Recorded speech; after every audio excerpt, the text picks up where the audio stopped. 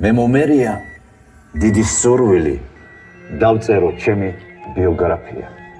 პირობას გიდევთ არ ვიქნები ორიგინალური, ვეცდები ვიყო მორიდებული, ზედმიწევი და თავდამალი.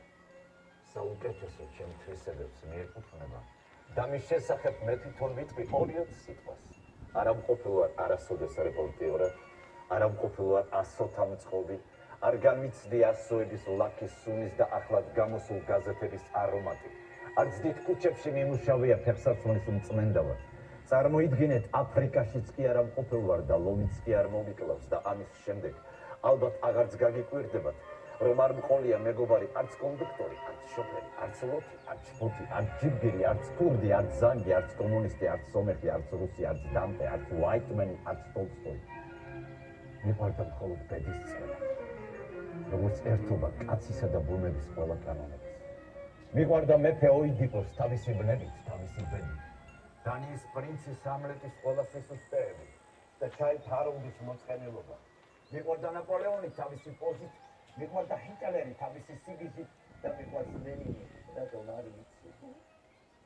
მიყვარს მწვანე ბალახი, თავისი სიჩუმე და კაცი თავისი ნერვიული ხმით. წინასწარ მეტყველში მიყვარს მისი კაცური ტანჯვა და არა მისი წინასწარ ჭვრება. კაცში არ მიყვარს თავდაბლობა, ზავში ის რომ ხეფა არ იცის მედიცი. ცოცხალ სამყაროს აქვს ორი ხმა, კაცის და მხეცის, ორუსთავობა, მესხომელექსე, ერთიანი მსოფლიოს პირველო პოეტი. ჩემო სამშობლო საქართველო ცხოვრებით მთელი მსოფლიოსი. დიდო სამყარო რატომ გარიყე ის, ვინც ყველაზე მეტად ცხოვრობს შენი, გძნობს შენ თავს, გამოვხატავს შენ ღერის შენზე გძნობებზე, ომში ვაჟკაცობაზე, სიყვარულზე, მეგობრობაზე, ბრძოლაში მშვიდობაზე, ღერის ისე რომ მხოლოდ სოფოკლე და შექსპირი იყვნენ ღირსი ქართველობის, უბედისწერა, უსამართლო, უსამართლია.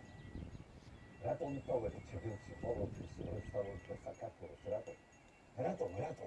ხომ არ გეშინია შენი თავის? აქ არის ყველაზე მეტი ბრანჭია, ყველაზე მეტი უსაქმური, ყველაზე მეტი მშიშარა.